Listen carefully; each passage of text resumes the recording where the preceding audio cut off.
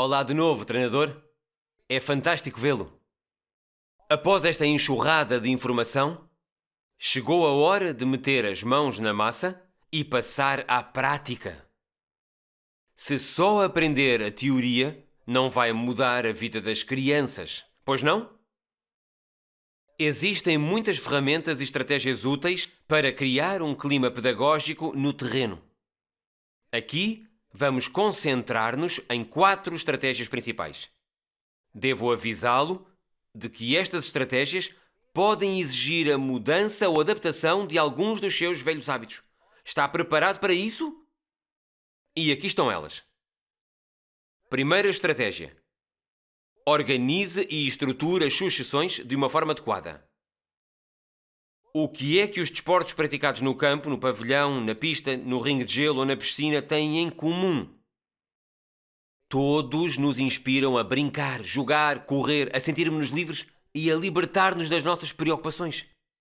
Têm a capacidade de nos deixar felizes, porque esse é um dos objetivos iniciais do desporto. Por outro lado, os participantes também necessitam de estrutura e da definição clara dos limites. Isto é fundamental para os participantes mais jovens. Caso contrário, pode abater-se o caos. Numa prática adequada, a estrutura cria um espaço para todos se sentirem livres, felizes e confortáveis durante a sessão. São os travões que permitem a um carro andar a alta velocidade. Sem travões, o carro teria um acidente. Uma boa estrutura num ambiente desportivo funciona como os travões num carro. Sem regras claras e um entendimento comum, instala-se o caos e a confusão. As crianças precisam de saber o que esperam delas e aquilo que é ou não permitido. Como é que vai ser realizada a atividade e quais as suas regras? Ou qual será a duração pretendida? A estrutura permite-lhe ter o controlo. O treinador e as crianças que treina podem contar com a estrutura quando necessário. Seguem-se algumas ferramentas que poderá usar para implementar uma estrutura positiva no treino. Primeira, defina bem as expectativas relativamente aos participantes. Por exemplo, como interagimos entre nós? Ou como tratamos o equipamento? Segunda, chega a um acordo sobre as principais questões práticas. A que horas o treino começa e acaba? Quem pode participar? E qual o equipamento necessário? São alguns exemplos.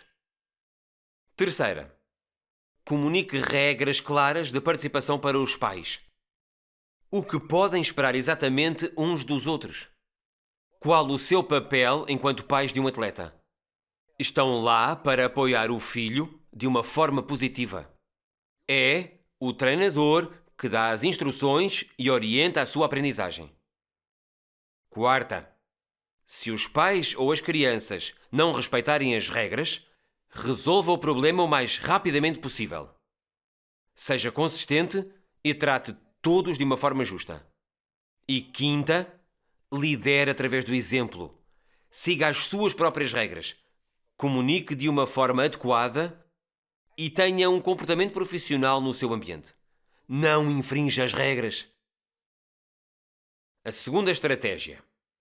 Ofereça apoio e incentivo. Vê se ganhas. Que mau passe. Corre mais depressa. Ouvimos demasiadas vezes coisas como estas serem gritadas em recintos desportivos, pelos treinadores e pelos pais.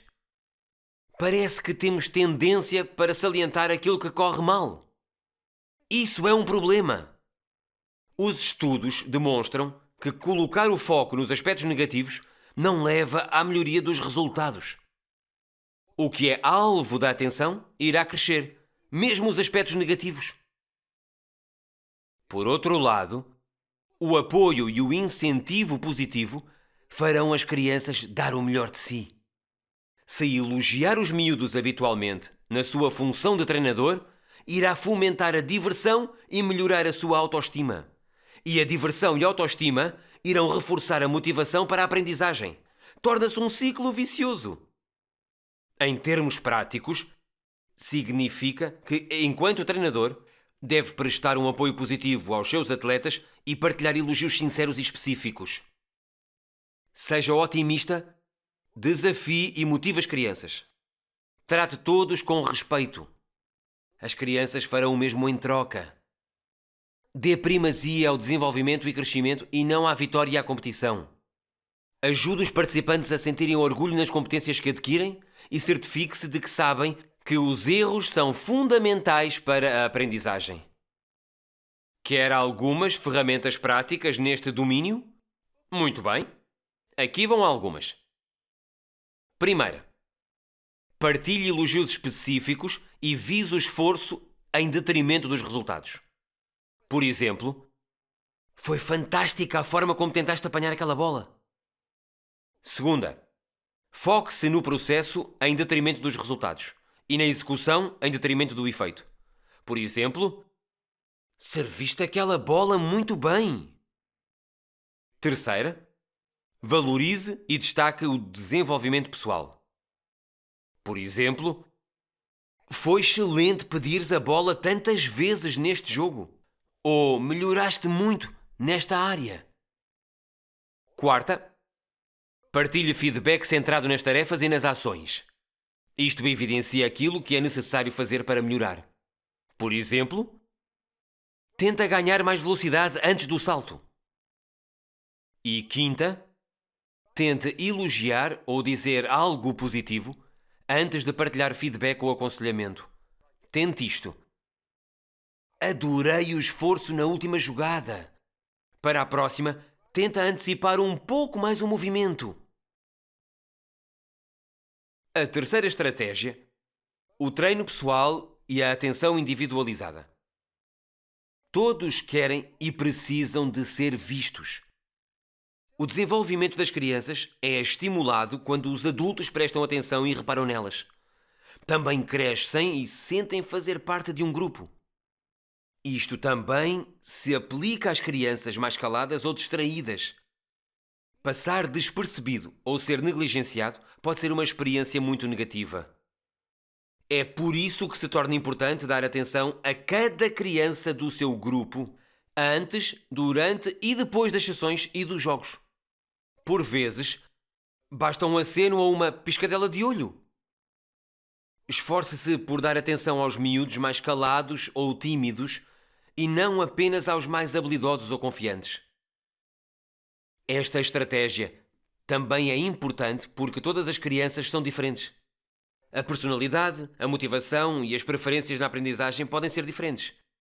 Algumas crianças são muito lutadoras, mas outras necessitam de apoio e incentivo constantemente. Adaptar as suas sessões ao estágio de desenvolvimento de cada criança é difícil.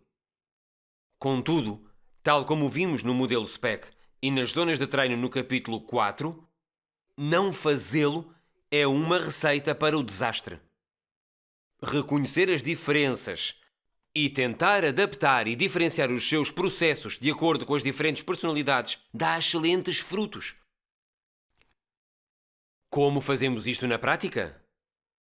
Primeiro, ser proativo a prestar uma atenção positiva a cada criança durante as suas sessões.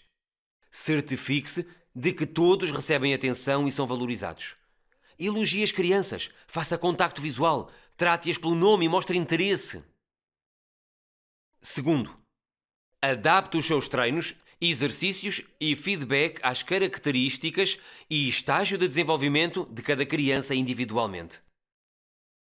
Terceiro, valorize as diferenças no seu grupo ou entre os seus atletas. Deixe as crianças partilhar experiências e aprender umas com as outras e ajudarem-se mutuamente. Quarto, para além de valorizar as diferenças entre as crianças, destaque positivamente a forma como cada criança contribui individualmente para o grupo. Uma é entusiasta, outra é persistente e uma terceira tem habilidade técnica. Mostre-lhes como isto torna a equipa ou o grupo mais forte. Quarta estratégia. Transfira a responsabilidade para as crianças. Responsabilize-as pelo seu próprio desenvolvimento. Enquanto treinador, é tentador querer dizer aos seus atletas exatamente o que fazer a cada momento. Isto dá-lhe uma sensação de controlo e um sentido. No entanto, desafiar as crianças a pensarem sobre os exercícios e sessões terá um enorme contributo para o seu desenvolvimento. Quando envolve os atletas no processo de tomada de decisão, aumenta a autorresponsabilização pelo seu próprio desenvolvimento. A criança aprende a pensar por si própria. Qual é a minha melhor competência? O que tenho de aprender no futuro? E como vou conseguir fazê-lo? É característico das crianças experimentarem coisas novas e tentarem melhorar. E, na prática, como pode transferir esta responsabilidade? Primeiro, envolva a criança o mais possível na organização das sessões. Peça-lhes para ajudarem com o equipamento ou para sugerirem exercícios. Segundo, crie objetivos para os treinos e para as competições em conjunto. Terceiro, desafie os atletas a definirem os seus próprios objetivos de desenvolvimento. Certifique-se de que são objetivos SMART. Lembre-se da secção sobre estratégia no capítulo 3. Quarto, faça perguntas abertas e de nível superior que resultem numa reflexão mais profunda. Por exemplo, diz-me o que achaste daquele último lance, em vez de perguntar o que vais fazer da próxima vez. Quinto, ofereça escolhas na sua sessão. Por exemplo, relativamente à organização ou aos objetivos. E, sexto, dê oportunidade aos atletas para refletirem antes de partilhar o seu feedback. Muito bem, e é tudo. Este capítulo apresentou muitas ideias e sugestões práticas sobre a criação de um ambiente pedagógico. Antes de avançar para o vídeo de resumo, aceda ao guia de estudo e conclua todas as atividades relevantes. Uma vez mais, obrigado por assistir e encontramo-nos em breve. Adeus!